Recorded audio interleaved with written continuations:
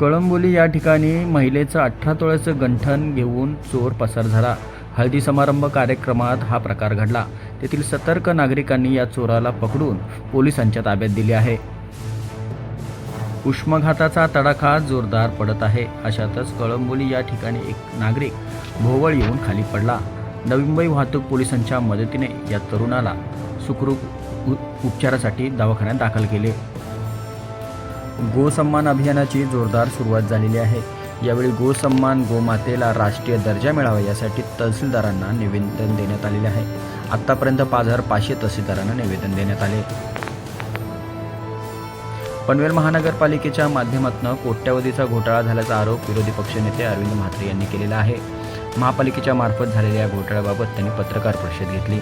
तर विरोधी पक्षनेते अरविंद म्हात्रे यांनी केलेल्या आरोपाचे खंडन सभागृह नेते प्रकाश बिनेदार यांनी केलेले आहे. आम्ही कोणत्या प्रकारचा घोटाळा केलेला नाही, समाज हिताची कार्य करणे हाच आमचा अजेंडा असल्याचे त्यांनी सांगितले. सबस्क्राइब करा